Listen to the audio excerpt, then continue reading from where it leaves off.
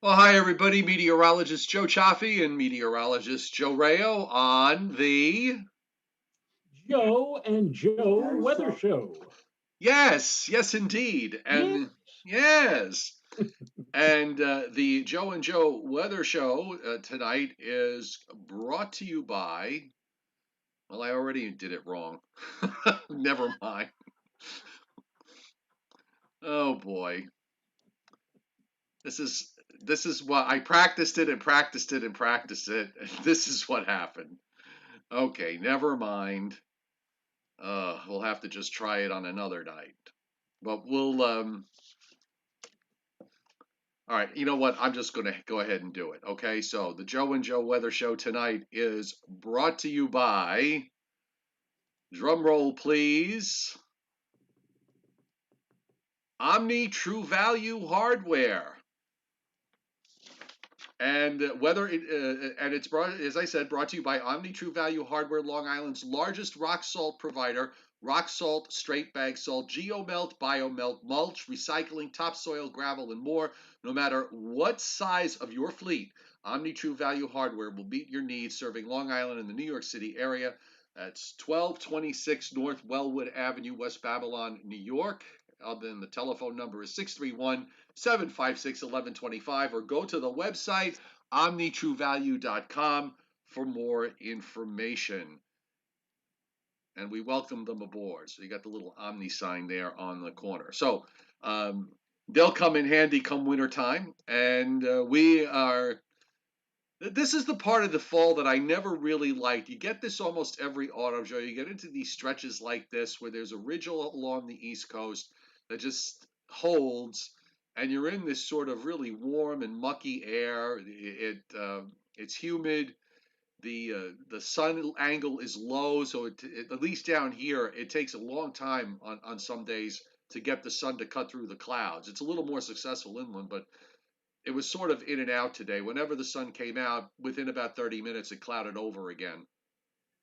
And my friend Pete Bergman, who's out in the the Patchygooey area, Right. mentions that the fog right now where he is about 1/8 of a mile visibility. It's very, very thick out his way. Oh, I believe it. We've been this is what happens now. We're seeing nighttime and morning fog and even a little bit of drizzle. There were dense fog advisories all over the place this morning from the Delmarva Peninsula on up the coast, and we'll probably maybe see them again during the overnight. Don't have them up yet. Last I checked, but guess what? We do have.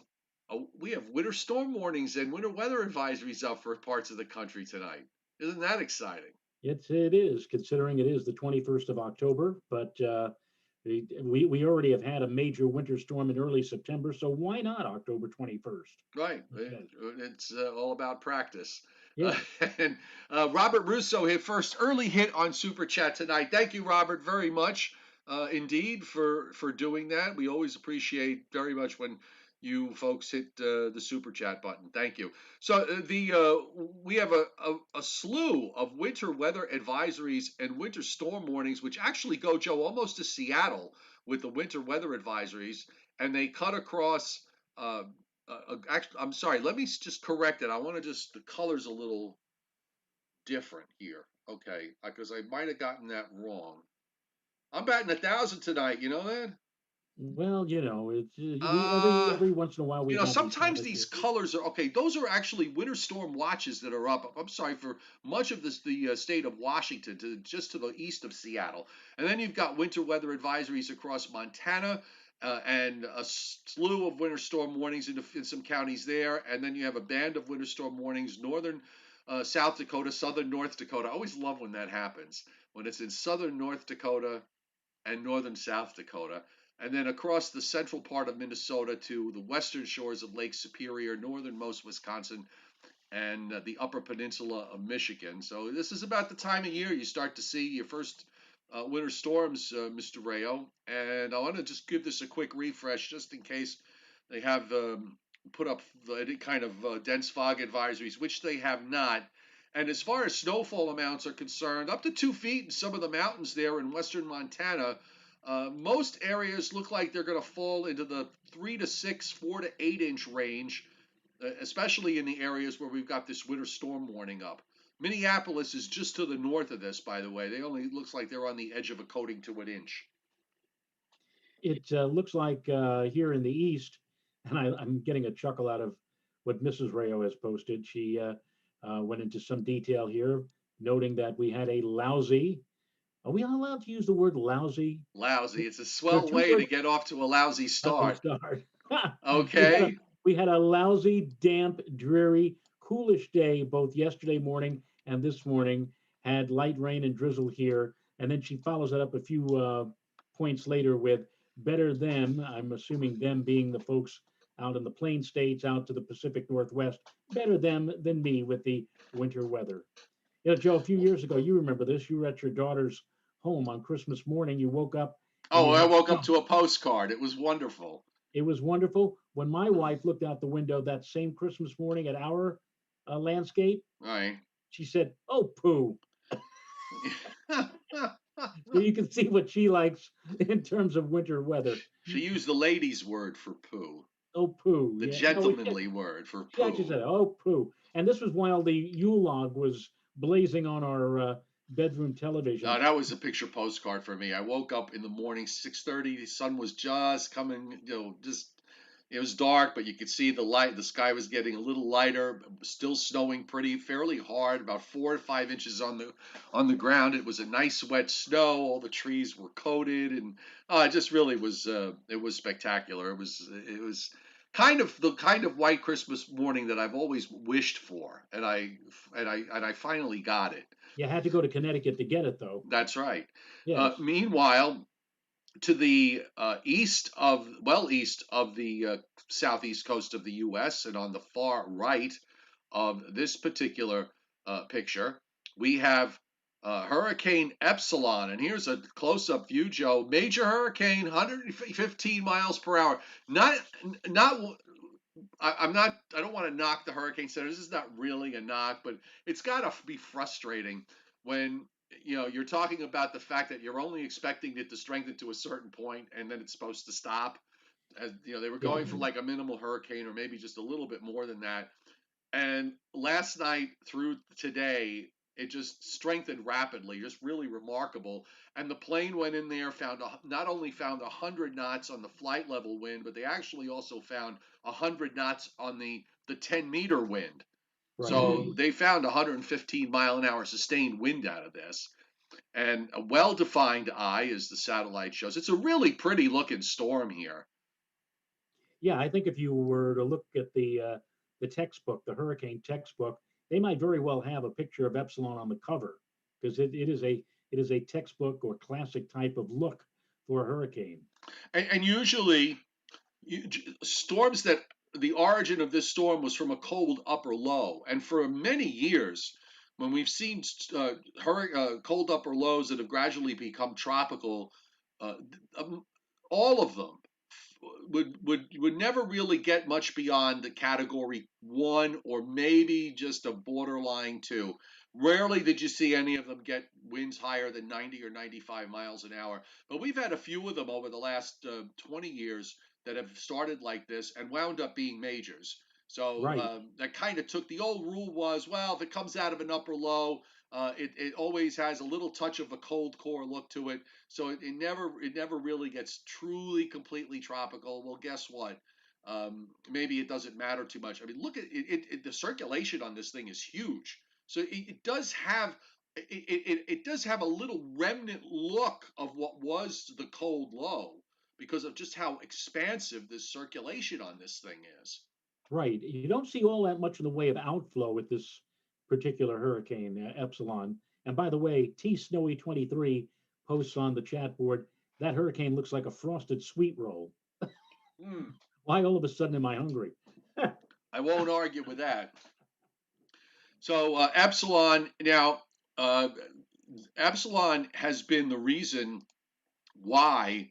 Well, two things that happened because of this hurricane. The first thing is the fact that by forming and just basically overwhelming the atmosphere in that part of the world, it really put the kibosh on any kind of development in the Northwest Caribbean. And the other thing is that since while it's out there on the wider view, you might be able to see it here a little bit, but notice the lack of cloud cover when you go far enough west of the storm and head toward the southeast coast. That's the bottom part of that upper ridge that built to the north and west of the storm. That is actually holding everything in place. And I think if you look at the Canadian satellite tonight, you actually could see that in action here. It's out there, and the ridge that's sort of stuck in the middle, right in here, we've got this skinny upper high, and of course because of that, we've been talking about the fact that the flow across Canada and the United States has been basically the same, Joe, for days, and will remain the same for a while longer until Epsilon gets out of the way. And it's going to do that. The ridge is going to break down. Epsilon is going to turn north, and then starting on Saturday, it'll start to accelerate to the northeast. And once that happens, that will finally allow the upper heights to fall here in the northeast, and we'll bring a cold front through here sometime later Saturday. And I think it'll also mean a pattern that moves along next week. We'll get opportunities for some rain. Yeah, Joe, one of the problems that we have here at Rancho Rayo is, and I've talked about this on more than one occasion, is the ton of leaves that are falling, especially in the backyard. And um, as my wife was talking about this morning, there's really nothing that you could do. I mean, you would hope that, you would get a few hours of dry weather, enough so that you might want to, try to get rid of those leaves. I like to mulch them into the ground as opposed to scraping them with a rake or whatever.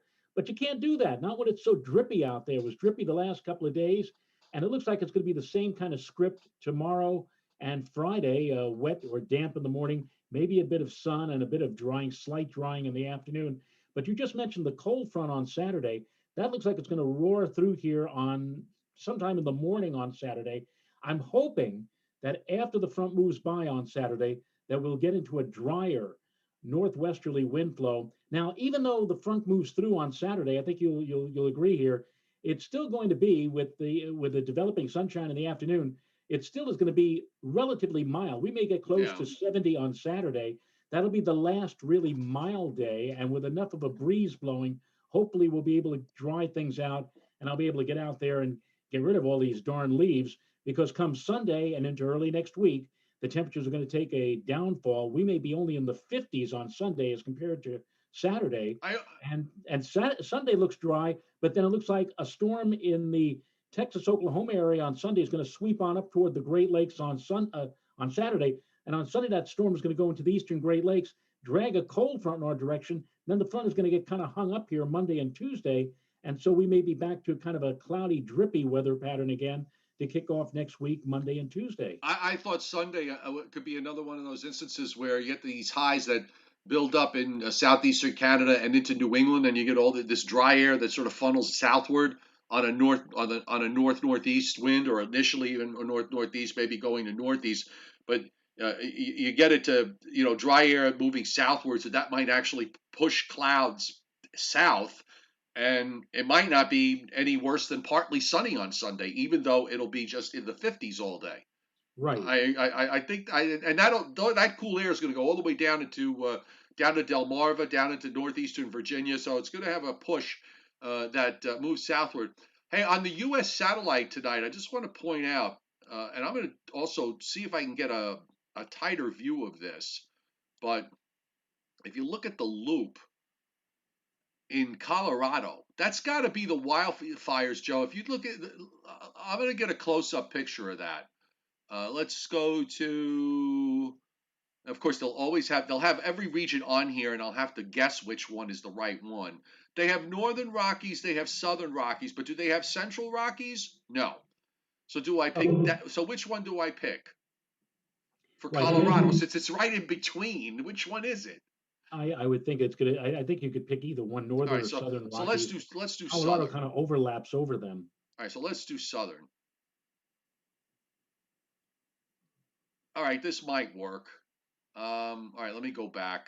I want Meanwhile, to. my wife is getting a dig in on the chat board because She asked me on Sunday, this past Sunday, says, "So how does the week look?" And I said, "This week looks fairly dry. In fact, we may not get much, if any, precip at all." And of course, now she's jamming it to the big guy. She says on the chat board, "And this was supposed to be a dry week." You know, toss her the guidance. She can do it herself. I mean, Yeah, but seriously. she on her iPad, she has this one app that gives her the radar, and here it is. I think it was yesterday or the day before. I mean, steady light drizzle. Meanwhile, the radar on her iPad is showing nothing, and she says, "Well, according to the iPad, nothing is happening out there." But I know, But she doesn't. But and your response should be to you don't live in the iPad. So if you look, Joe, on the I don't know, you're probably on a little bit of a delay, but you'll see it in a minute. If you look on the upper right of this picture in northeastern Colorado, that's got to be the fires. Those what looks like streaming clouds. yeah, That has to be the wildfire stuff that's still going on.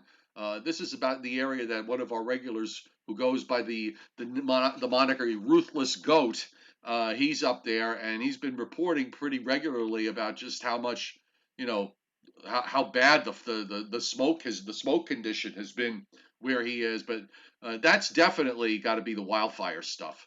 right. Are you seeing it yet? Yes, I see it. I see Okay. it.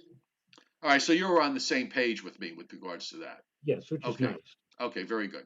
All right, let's move on to the radar tonight, which is not overly busy at the moment, anyway. There are some showers up in upstate New York and also up in parts of Maine, but it's pretty quiet. That was another thing, by the way, since we weren't on yesterday, it poured here late Monday night into Tuesday morning. I mean, poured.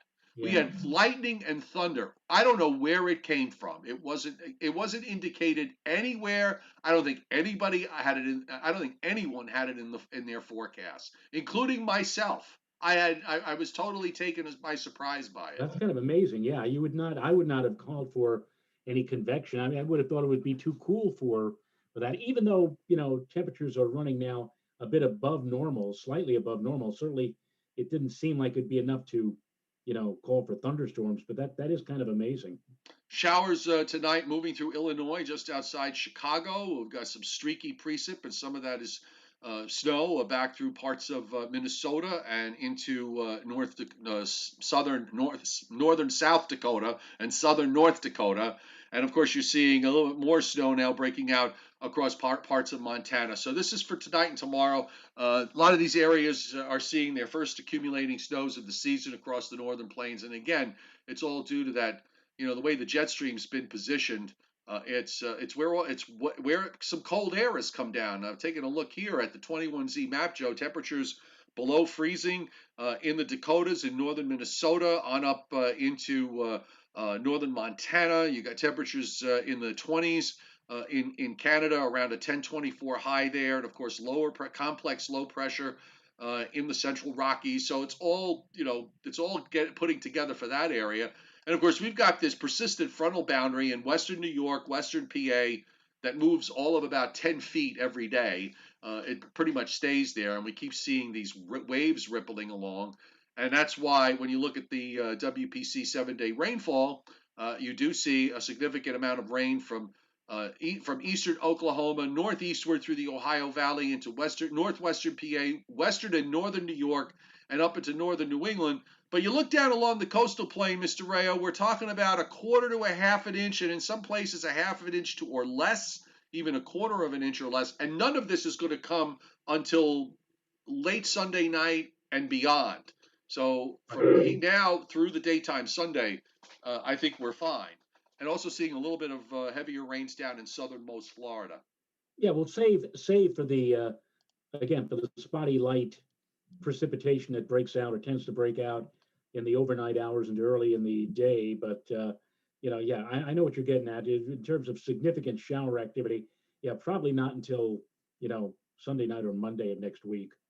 All right, so let's run through the gamut here as far as how things are going to play out. And I'm just going to roll this back to tonight, and of course, Epsilon on the lower right starts to come onto the scene here on the edge of the East Coast view of the U.S. And it starts to inch northward. We're now into Friday morning when it's almost it's east of Bermuda. And by the way, it's going to pass. Uh, if you go by the Hurricane Center's forecast, which is right about 62 west, Bermuda's at 65. So the center is going to pass about a good 180 miles to the east of Bermuda, but they might get some tropical storm force, or they be on the edge of tropical storm force winds with this because it's a pretty big system. Meanwhile, you'll notice the rain that's up in the northern lakes and some of the heavier snow that the GFS is grinding out in parts of northern Wisconsin and northeastern Minnesota for tomorrow into tomorrow evening. And of course, that by the time that cold front gets here, which is, as you said, probably sometime Saturday morning, it's just about on top of us. It will move on through. We'll get a nice wind shift to the north northeast, and I think we're going to be fine through Sunday. And then here comes now we will hopefully start to shift everything a bit further to the east with regards to the upper air, and we'll get some chances for showers on Monday, especially up in New England. And we're seeing, Joe, some snow for northern New Hampshire, northern Vermont, and much northernmost Maine for Monday out of this first wave, and we kind of miss out on the showers with that. And then that brings the frontal zone a little bit closer, so maybe we get into some showers Tuesday night and Wednesday. And then there's a storm system that's going to probably plow up toward the Great Lakes that perhaps the best chance for rain may have to wait till late next week for us. Yeah, and that storm Sunday moving into the Great Lakes and pushing a cold front in our direction. But it looks like the cold front gets kind of hung up for a while Monday and Tuesday of next week, and nearly doesn't begin moving out until maybe early Wednesday of next week. So that's going to be the threat of showery weather for early next week, Monday, Tuesday, and at least part of Wednesday, and then maybe we'll get a break and dry out a bit mid and latter part of next week.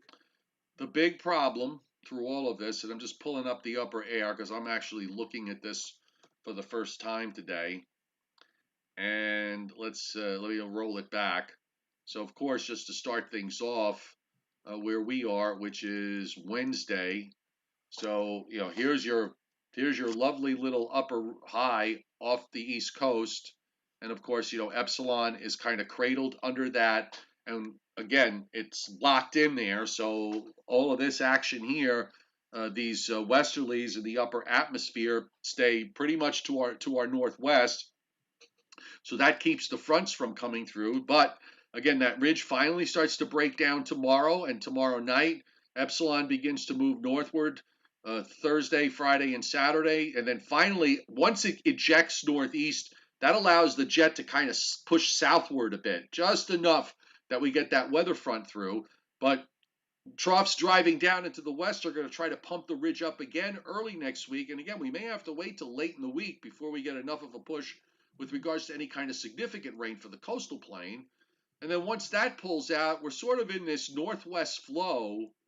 Somewhat, I mean, it's really a kind of a very unexciting look from the standpoint of the weather for the very beginning of the month of November. It doesn't really look like too much would be happening in a pattern like this, where you've got a northwest flow, and it looks seasonal. It doesn't look anything crazy cold, and it's amazing how from what we were seeing back a couple of weeks ago with the long range, the formation of Hurricane Epsilon really kind of changed everything. Just flipped the whole upper pattern upside down for the end of October which was looking cool, and it's wind up being anything but.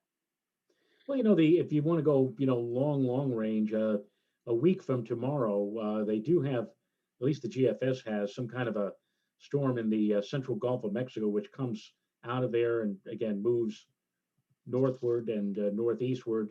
And it's not quite the same system that we were looking at a week ago that transversed the Atlantic seaboard, a tropical system, but that might bring some unsettled weather here as we move toward the end of next week. After that little bit of a break, that we might get some showers here Monday, Tuesday, early Wednesday. We get a bit of a break, and then maybe another system advancing up from the Gulf for later next week and into the start the weekend. And just another reminder, this is the last weekend that we're going to be on daylight saving time. We're going to make Yay! the big switch the following weekend.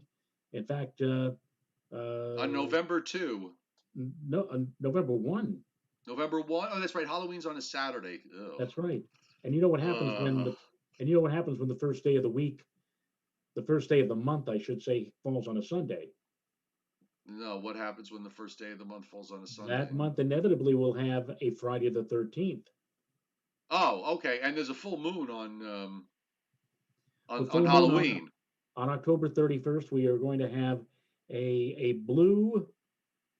Let's see, I've A lost blue track hunt, of a it. hunter's moon, or a heart? A hunter's blue micro, because it's going to be a very small. It's going to be the furthest full moon of the year, about 252,000 miles away. The contrast to the new moon that we had just a few days ago, which was very, very close to the Earth. By the time we get to full moon, the moon will be on the other side of its orbit at its furthest point from the Earth. So it's going to be a hunter's Halloween blue micro full moon. Yeah. And while you're on that subject, Johnny Quest had asked me about this. I didn't get a chance to do it on the Patreon members Zoom video that we did, which, by the way, went exceptionally well. And we're going to do it again on Monday, by the way, for those of you who are on my weather platform on Patreon. Patreon.com/meteorologist Joe Chaffee if you want to join. Anyway, he asked about the king tides, which is something that's a phenomena that they refer to down in Florida, the king tides, and that all has to do with had to do with the new moon and the perigee. Am I not correct on this? Yes, well, it was some may call it a proxygian or proxygean full new moon, because when the moon is at new phase and when it's closest to the Earth, perigee as it's called, a perigean phase or perigean new moon, um, the moon is on the same side of the Earth as the sun is. So we have sun, moon, and Earth, and so the sun and the moon are pulling on the tides from the same direction. And so you have these abnormally large, a large range, I should say, of tides. A very high tide going into a very low tide 6 hours later. So yeah, I guess down in Florida they call it the king tide effect or the king tides, and that's exactly what we had. Whereas the moon that's going to be full on Halloween, it will be causing a spring tide effect, but it will be not anywhere near as potent as the spring tides that we had with the new moon just a few days ago. All right, so I know you have to leave early, so let's run through a Briller Jeopardy very quickly. So, Okay, do you have those Vermont questions for me? Joe, I had them right after we went off the air on Monday. I was able to pull them up. And I'm going to try the same thing I did then. No, I hate what Facebook has done. Facebook, how many of you out there, raise your hand? I'm among them. They decided they'd go to a new format, and the new format totally is confusing to me. Let me go to Microsoft Edge and see if I can get the Briller Jeopardy questions that way. Because what Scott did is he's basically sending me a message through Right, but if you Messenger. don't open Messenger, if you don't open it, when you do open it, you have to wait for it to load all the back stuff. That's so, Right, and then it fills in. right. And so what I'm doing here is, come on. Do you have any questions or? All right, I actually have the questions. So, question one, okay, and you have to get this within five. What was the highest and lowest temperature ever in the state of Vermont? The highest and lowest temperature ever in the state of Vermont? Hmm. I will say the all-time low had to be somewhere around -50, and the Okay. all-time high had to be somewhere around probably 105. What is the highest mountain in Vermont? Um, well, I know Mount Washington is in New Hampshire. I'm going to say, well, there's a mountain I sometimes visit, but I don't think it's the highest in Vermont. I'll say it anyway. Mount Escutney.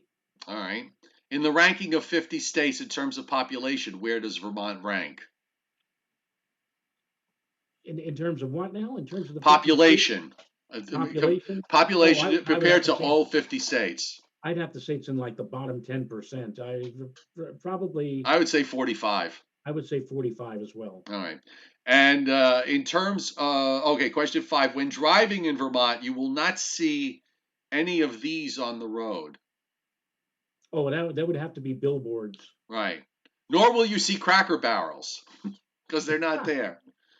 So I'll get he'll send me the answers to the other questions, and we'll go through this all tomorrow because I know you have an early, you got something to do tonight at 8 o'clock. So I do want to do a commercial, not a commercial really, but I was very, very thrilled to find that I made my story about the December Geminid meteor shower made the cover of Sky and Telescopes magazine's December issue.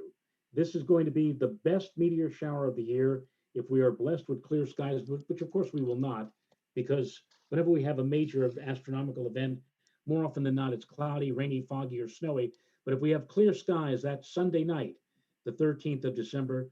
If you're in a nice dark area away from bright lights, you could see anywhere from 50 to as many as 150 shooting stars per hour.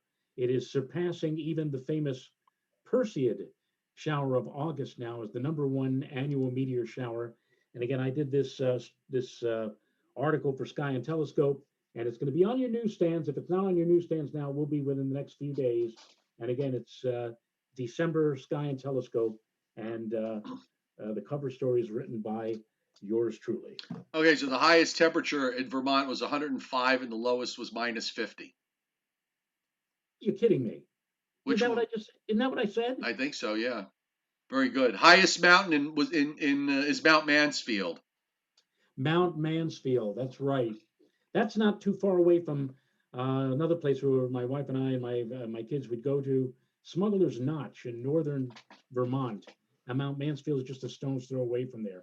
By the way, it's not 45th in population; it's 49th.